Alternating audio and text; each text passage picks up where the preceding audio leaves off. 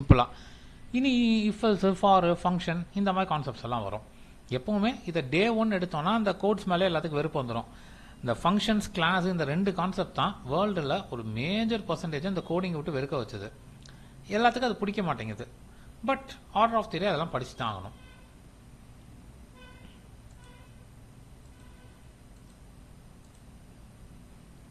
So இப்போ பேசிக்காக if else for இந்த கான்செப்ட்ஸ் எல்லாம் பார்க்க போகிறோம். ஸோ ஃபஸ்ட்டு திங் நம்ம இஃப் எல்ஸ் எல்இஃப் இந்த கண்டிஷன்ஸ் பார்க்க போகிறோம். லாஜிக் என்ன அப்படின்னு பார்த்தீங்கன்னா, நம்ம கோடு நார்மலாக இப்போ நம்ம லைன் ஆர்டரில் எக்ஸிக்யூட் ஆகிட்டு இருக்கு. இனிமேல் என்ன பண்ண போகிறோம்னா, ஒரு கண்டிஷன் டேலி ஆனால் தான் அந்த கோட் ரன் ஆகணும். அந்த கண்டிஷன் டேலி ஆகலைன்னா அந்த கோட் ரன் ஆகக்கூடாது. இந்த மாதிரி கண்டிஷன்ஸ்குள்ளே பண்ண போகிறோம். இதோட அப்ளிகேஷன் பார்க்கும்போது உங்களுக்கு ரொம்ப ஈஸியாக புரியும். ஓகேங்களா? ஸோ ஃபஸ்ட்டு திங் நான் இங்கே என்ன பண்ணியிருக்கேன்னா, a equal to 13 வச்சுருக்கேன், b equal to 400 வச்சுருக்கேன். If b greater than a அதை க்ளோஸ் பண்ணுறேன். இங்கே ஒரு சின்ன இன்டென்ட் பண்ணுறேன். இன்டென்ட்னா ஸ்பேஸ், இந்த ஸ்பேஸ் கொடுக்குறேன். இந்த ஸ்பேஸ் கொடுத்து இன்டென்ட் பண்ணுறது எதுக்குன்னா, இந்த இஃப்க்கு கீழே இந்த பிரிண்ட் வருதுன்ட்டு. ஸோ இந்த கண்டிஷன் டேலி ஆனால் இந்த பிரிண்ட் ஸ்டேட்மெண்ட் எக்ஸிக்யூட் ஆகும். அதாவது இங்கே என்ன கோடு இருந்தாலும் எக்ஸிக்யூட் ஆகும். இந்த கண்டிஷன் டேலி ஆகலைன்னா இங்கே இருக்கிற கோட் எக்ஸிக்யூட் ஆகாது. ஃபார் எக்ஸாம்பிள் இப்போ a equal to 13 கொடுத்துருக்கேன், b equal to 400 கொடுத்துருக்கேன். If b greater than a இது உண்மையாக இருந்தால் இதுதான் சின்டாக்ஸ். ஒரு condition b greater than a print பண்ணோம். இந்த கண்டிஷன் ட்ரூவாக இல்லை அப்படின்னா இங்கே எந்த அவுட்புட்டும் வராது. ஓகேங்களா? ஸோ இதுதான் இஃப் கண்டிஷன், முதல் கண்டிஷன்.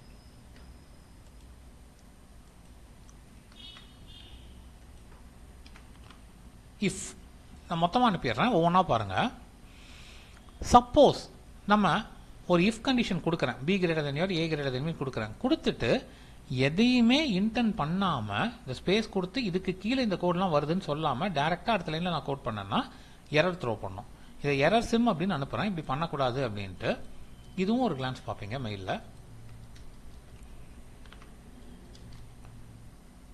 அது எரர் சிமுலேஷன், எரர் தான் வரும்.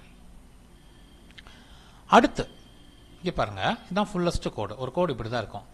நான் இங்கே என்ன சொல்கிறேன்னா, ஃபர்ஸ்ட் லைனில் a equal to 200 கொடுக்குறேன், b equal to 33 கொடுக்குறேன். சரிங்களா? If b greater than a இந்த கண்டிஷன் டேலி ஆச்சுன்னா அதை இன்டென்ட் பண்ணி இங்கே நான் ஒரு கோடு வச்சுருக்கேன்ல, இந்த லைன் பிரிண்ட் ஆகும். அடுத்த ஒரு கண்டிஷன், அடுத்த கண்டிஷன் ஃபர்ஸ்ட் கண்டிஷனுக்கு இஃப் கொடுப்போம். அடுத்து எத்தனை கண்டிஷன் வேணாலும் எல்இஃப்னு கொடுப்போம். ஸோ ஒரு இஃப் கீழே எத்தனை எல்இஃப் வேணா இருக்கலாம். சரிங்களா? ஒரு இஃப் மல்டிபிள் எல்இஃப் சப்போர்ட் பண்ணோம். அடுத்த கண்டிஷன் என்ன சொல்றேன்னு பாருங்க, எல்இஃப்ல a ஈக்குவல் டு ஈக்குவல் பின்னு சொல்றேன். ஒரு ஸ்டேட்மெண்ட் பிரிண்ட் ஆகும். அடுத்த கண்டிஷன்ல a greater than b சொல்றேன். ஒரு ஸ்டேட்மெண்ட் பிரிண்ட் ஆகும். இந்த கண்டிஷன் எதுவுமே டேலி ஆகலைன்னா எல்ஸ். இதுக்கு கண்டிஷனே கிடையாது, எல்ஸ் கண்டிஷன் கிடையாது. நான் கொடுத்த 10 கண்டிஷன் கொடுத்துருக்கேன், அந்த 10மே டேலி ஆகலைன்னா இது ரன் ஆயிரும். ஓகேங்களா? Just like that. ஒரு மிஷினை ப்ரோக்ராம் பண்ணுறோம். கடைக்கு போய் இந்த பொருள் இருந்தால் அதை வாங்கிட்டு வா, அந்த பொருள் இல்லையா இதை வாங்கிட்டு வா, அந்த பொருளும் இல்லையா இதை வாங்கிட்டு வா, எந்த பொருளுமே இல்லையா வீட்டுக்கு வா அப்படிங்கிறது எல்ஸில் இருக்கும். சரிங்களா?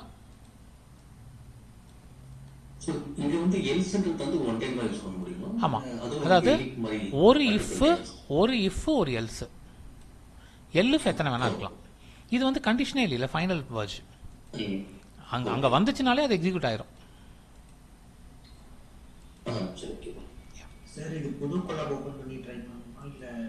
ஓகே, கோடிங் ஸ்டைல் அப்படின்னு போட்டுக்கோங்க. ஒரு நிமிஷம் ஃபுல்லாகவே அனுப்பிடுறேன். அடுத்து இதே இஃப் எல்இஃப்ல நான் ஒரே ஒரு கண்டிஷன் போடாமல் மல்டிபிள் கண்டிஷன்ஸ் போடுறேன். ஸோ ஏபிசி இதெல்லாம் போட்டுக்கிறேன். If a greater than b அப்படின்னு கொடுக்கும் போதே அண்டு கண்டிஷன் யூஸ் பண்ணுறேன். And a greater than c. அப்போ என்ன அர்த்தம், இந்த ரெண்டு கண்டிஷன் டேலி ஆனால் தான் இது ரன் ஆகும்.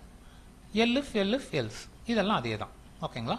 இது சும்மா ரன் பண்ணி பாருங்கள், ஒரு அண்டர்ஸ்டாண்டிங்குள்ளே வாங்க. இனி இதை அடிக்கடி யூஸ் பண்ணுவோம். இதில் டாஸ்க் எல்லாம் வரும், இதே தான் நம்ம மேஜர் பார்ட்டாக இருக்கும். அதில் உங்களுக்கு இது ரொம்ப ஈஸியாக புரிய ஆரம்பிச்சிடும். ஓகேங்களா?